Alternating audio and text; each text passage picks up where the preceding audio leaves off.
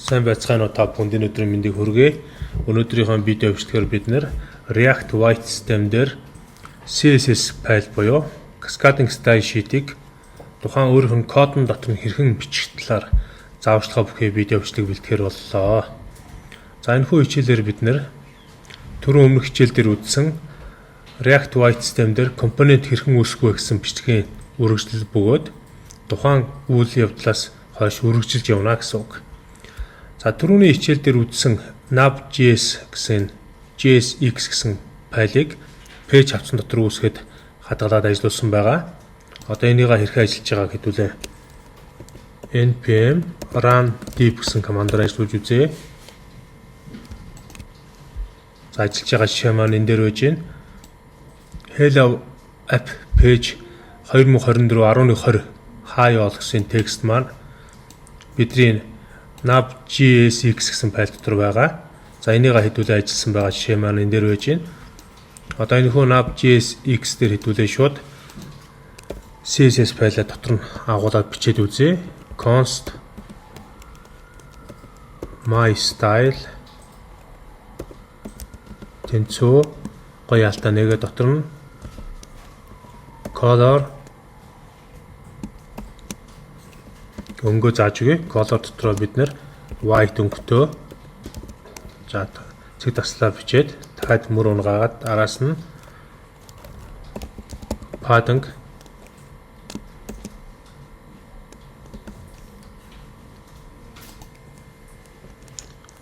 10 px гэсэн утгыг оноож өгөөд цэг таслаа бичээд background color дотроо цэгээ тавиад ард нь өнгөө тавьж өгье. Blue гэсэн өнгөө бичиж өгье. За цэг таслаа бичээд ард нь font family цэг дотроо цэгээ тавиад давхар ажлын дотор Arial гэж бичиж өгье. За энэ ард нь тавьсан мөр болгон унгаахтаа бичсэн цэг таслаа зүгээр таслаар сольж өчье. За энийг хадгалаад авъя. За үүнийхэн дараа хийсэн өөрчлөлт маань веб бүтч дээр маань харагдахгүй байж байна.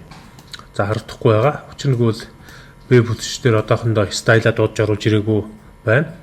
За энэхүү миний веб бүтч маань болохоор 150% томруулсан зүүм зэлбэрээр харагдаж байна.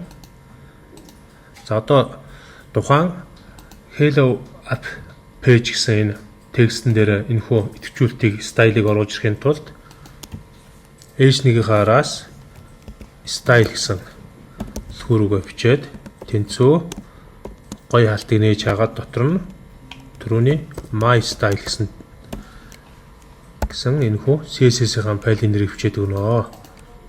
За энэ маань файл биш тухайн хавцсан дотор нэг одоо файл дотор байгаа учраас миний би файлгаа хэлээд нэршээ сурцсан байна. Энэ маань тухайн тэр нэг файл дотор байгаа дуудаж байгаа CSS-ийн нэг хэсэг код байгаамаа. За Ctrl S тушдуур ослоо дарж хадгалаад веб бүтч рүүгээ ороод харъя. За тэгэх юм бол бидний бичсэн hello app page гэсэн текстэн дээр өөрчлөлт маань орж ирсэн байна. За өнгийг хэдүүлээ солиё. Өнгийг арай түрүүний хэлсэн light cyan өнгөөр солиод Ctrl S-ээр дараад ажиллуулад үзье. За өнгө маань ингээд солигдсон байна. За текст маань white өнгөтэй байж байна. Цагаан болохоор арай тод харагдахгүй байна. Текстийн өнгөө солиё. Pink өнгөөр солиод Ctrl S-ээр дараад хадгаллаа. Буцаад бүтч рүүгээ орлоо. За ингээд бидний дуудаж ажиллуулсан nav.jsx хавцсан доторх одоо тухайн файл маань ингэж дуудагдж ажиллаж байна. Тэгвэл хэдүүлээ үндсэн app.jsx гэсэн хуудсан дээр хинхүү welcome to React and White Pro Easy Channel гэснийг тексттэйгээ хэвжүүлэлтийг хийж үзье. За энийг хийхэд бол бид app.jsx файл дотроо явж ороод энэхүү файлн дээр шууд кодоо бичье. За function app гэсний гоё алтын араас нэг мөр унгаагаад const my style 1 гэж нэр өгөөд за тэгээд гоё хаалтаа нэгээд хай. Color дотор л цэгээ тавилаа. Давхар ашлалтаа дотор нь бичлээ. Давхар ашлалтын дотор юу бичих вэ гэхээр өнгөө бичиж өгье. За бидний бичих өнгө маань blue өнгөөр үсгийн өнгөө сонголоод дасгал тавилаа. Padding-аа сонголоо. Padding дотроо давхар ашлалтын дотор 10 pixel гэсэн тохируулга өглөө таслаа бичлээ. Text family буюу одоо за андуурсан байна. Font family маань үсгийн хэвжүүлэлтийн одоо font-ийн хэвээ сонгож байгаа. Давхар ашлалтын дотор Arial-аа сонголоо. За ингээд таслаа бичлээ. Одоо background color өнгөө сонгож тавья. Background color нь Dodger Blue гэсэн өнгийг авъя. За ингээд save-г хадгаллаа. Одоо энэ дээр маань алдаа заасан харагдаж байна. За const my style-ийн араас тэнцвүүгийн тэмдэг авах учраас алдаа заасан байна. За хадгаллаа. Одоо алдаа маань ариллаа.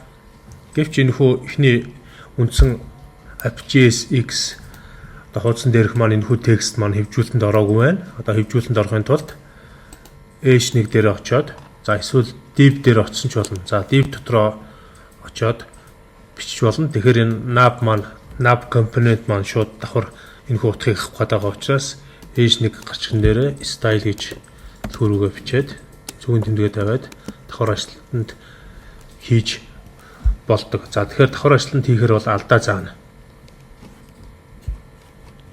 Тэнцвүүгийн тэмдэгээ тавиад давхар гоё хаалтаа нэгээд хаагаад дотор нь түрүүний my style гэсэн CSS-ийн файлын нэр буюу дуудаж байгаа дотор агуулсан файлынхаа нэрийг дуудаж байгаа CSS-ийн нэрийг бичээд өгнө. За ингээд Ctrl+S дараад хадгалнаа. За ингээд хадгалсан чинь түрүүний миний бичсэн текстийн өнгө нь цэнхэр өнгөтэй, padding нь 10 пикселийн хэмжээтэй, font family нь Arial, background өнгө нь Dodger Blue гэсэн энэхүү хэвжүүлэлт дээр хийгдсэн web маань энэ дээр харагдаж байна. Одоо тэгэхээр бид нэр өнөөдрийнхөө хичээлээс юуг сурч авсан бэ гэхээр CSS файлыг тусдан дуудахгүйгээр тухайн үндсэн файлын дотор нь CSS файлуудаа const хэлбэрээр зарлж бичиж өгөөд тэрийг тухайн элемент дээр шууд style гэсэн төрхөөр дуудаж ажиллуулахыг туршиж үзлээ. За энэхүү туршилтыг маань app.js үндсэн дуудаж байгаа файл дотроо болон пэйж хатсан дотор байгаа nav.js гэсэн энэхүү файл дотор бас давхар үйлдсэн. За энэхүү хоёр жишээгээр тав бүхэн маань тухайн үндсэн JSX файл дотроо шууд CSS файлыг гаднаас дуудахгүйгээр өөр дотор нь бичээд тэрэн дотроо загвар хэлбэржүүлэлтээ хийгээд явах боломжтой юм а гэдгийг үзлээ. За сүүлийн нэг удаа туршилтыг хийгээд үзье. Туршилтыг хийхээс өмнө padding-ийнхаа хэмжээг сонгоё.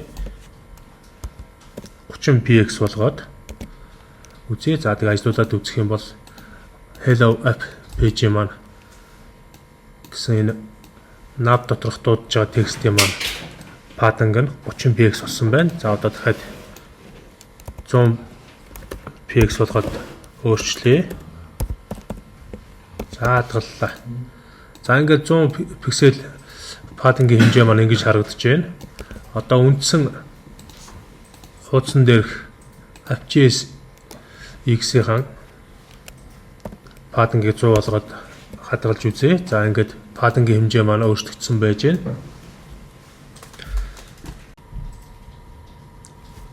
Бидний хийж байгаа бичлэг танд таалагддаг бол манай Pro Academy channel сувгийг маань subscribe хийж дагаараа. Бичлэгүүдийг маань лайк дарж бидрийг дэмжээрэй.